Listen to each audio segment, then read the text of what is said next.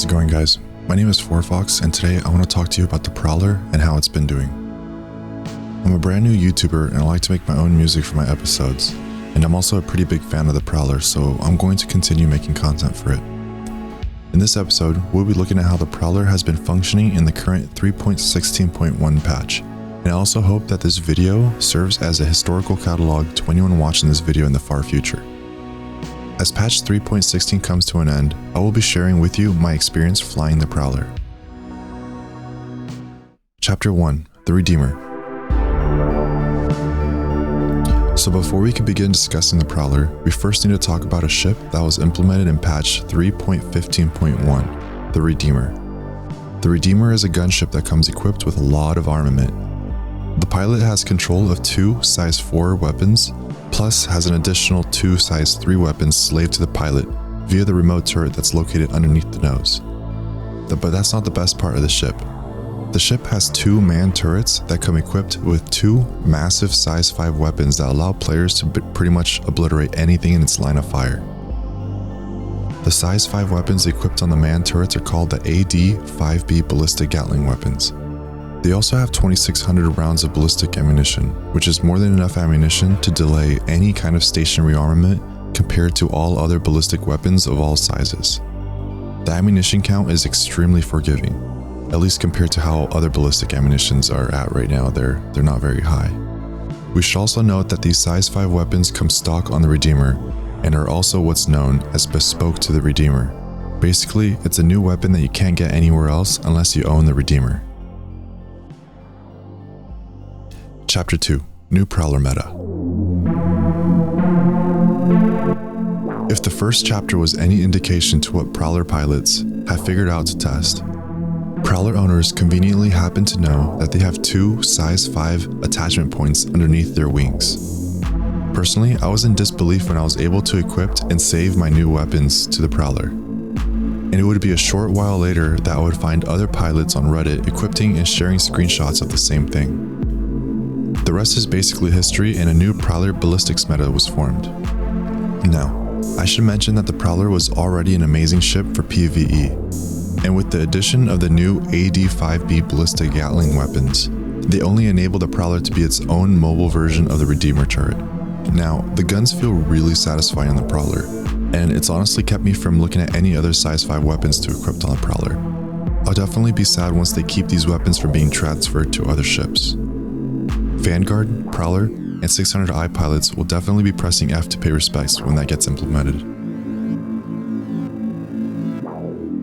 For patch 3.16, there was a lot of events available for players for both PvP and PvE. There was the Xeno threat missions that required you to protect the station and fight off waves of fighters, and sometimes a capital ship every once in a while. Then there was the Ninetales lockdown mission that was fun to try out, mainly because they were PvE missions that the Prowler was able to excel at. But now comes Jumptown 2.0 with the release of patch 3.16. I should also add that the Prowler was made available for sale during the promotional launch of Jumptown 2.0, along with the sale of a new dropship, the Cutlass Steel, and the rest of the dropship lineup. By the way, I had a video made for the Cutlass Steel, and I can't find anyone who owns one or could find one anywhere, so if you have one, let me know. I would love to fly one. Anyways, so if you're one of those pilots who picked up the ship or completed a CCU chain to one during the sale, I would like to say welcome, and I hope you're enjoying your new ship. Personally, I took the Redeemer and the Banu Defender down to Jumptown a lot more often than I took the Prowler. The only times I took the Prowler down to Jumptown was when it was safe, because I am personally choosing not to use the ship as a PvP ship for reasons I will explain in the next chapter. It was actually possible to load up the Prowler with drugs and actually sell them off at the drop-off location, even though the Prowler doesn't have any dedicated cargo units. Chapter 4: The Remote Turret. So when I am running missions with my org, most of the time our pilots suffer enough damage to abandon ship. The Prowler makes itself a great platform to recover pilots after the ship has received critical component damage. When conducting operations where pilots are asked to bring fighters, having an interior and a co-pilot seat gives a second life to our downed pilots to re-enter the battlefield once more. Now, if you're a new Prowler pilot, I would like to show you some confusion when it comes to the remote turret. It's looking to see and everything. I'm in. Okay, now once you're in, okay, let me just check if my weapons work. They don't. I need you to go into, I need you to go into the turret and tell me if they work. No. I just see viewport. I just see viewport off. Alright, let me see if I could go into the turret. Viewport off. Cycle. Open. It's still just viewport off. Okay, can you shoot your weapons and tell me if it shoots? Oh, it's right click. You have control of my main guns, and I have control of your turret guns. That's fucking stupid. It's so funny. Oh my god. Okay, it looks like I just got my guns back. Yeah, I just turned it off. Sad face. Alright, let's blow up your ship. When the pilot is sitting in the pilot's seat in the upstairs room, the moment the co-pilot finishes the sitting animation in the co-pilot's seat, both the pilot and co-pilot swap weapon controls. I should also note that the settings to enter the remote turret become disabled for both pilots once the co-pilot sits down. Are you in the co-pilots? Yeah. And you have access to the lightning strikes? Yeah. I'm in the turret right now. You're in the turret and you're swiveling around? Yeah. Okay, stay there. I'm gonna get in the co-pilot. I'm gonna get in the... Okay. Alright, I'm entering now. Alright, make sure you're still moving around.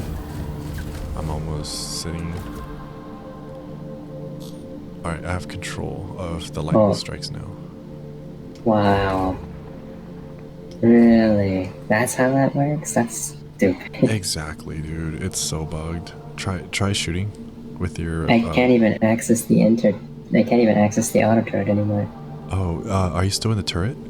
No, it just kicked me out. Oh, really? Press right mouse button. Or hold it. So if the pilot recovers another downed pilot, it actually removes combat effectiveness if someone was to sit in the co-pilot's chair. This limitation really disables the large majority of my multi-crew gameplay because it's usually my most used ship. This limitation also disrupts my PvP effectiveness because the ship cannot properly defend itself against more nimble fighters due to its heavy inertia. CIG should consider revisiting ships that undergo promotional sales to bug smash before the sale is implemented. I do know that this is kind of what happened to the Hammerhead.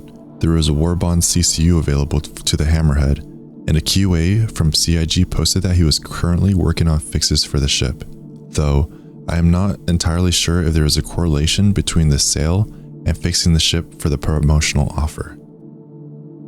A saving feature for the Prowler is that the top remote turret is slaved to the pilot for use when the co-pilot is not present. During the large majority of org gameplay when fighters are the predominant use, the Prowler lends itself as a logistical ship to bring pilots back to station when it has the capability to prolong the fleet's effectiveness in combat. Also, at some point in the last two major patches, the drop seat animations got broken. It kind of leaves the user just stuck with his arms up. I hope he's holding tight. Hey, how's it going, guys? Alright, so thanks for making it to the end of my video. First, I'd like to say that I would like to grow my Discord a little bit more than my actual YouTube channel. Honestly, if you want to follow my channel on there, I do have like a little Star Citizen tab. That way I could just like talk to my friends, and definitely consider joining if you have any Esperia ships, really. Any Tovaran ships, that'd be really cool, just because like we have a little fleet going on. I will leave a link down in the description there for you. Another thing, so I kind of like this format where I talk about the history of some ships and how they kind of like evolve during patches. I kind of want to do it to other ships. I just need to get my hand on other ships and actually like play a little bit more with those other ones. I am currently using like the Aegis Eclipse. that's a fun ship to be using. I'm trying to get a hold of like stealth, but everyone keeps telling me that stealth is just not in right now. So another one was like the Super Hornet's really fun to use, and I also did get the Hammerhead, so I'll be flying around with that as often as I can. Yeah, I think the most helpful thing that you could do for me for this video, if you want to help me get these going, is just honestly tell me how it is and how you would rate it, and if it's really good or it's like some kind of content you'd actually like to see.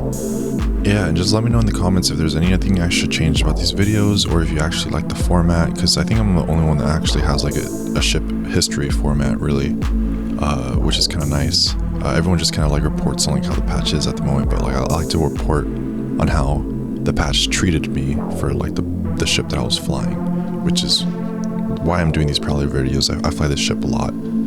But yeah, thanks so much, guys. I will see you again in a little bit. We'll see if I can make another Prowler video.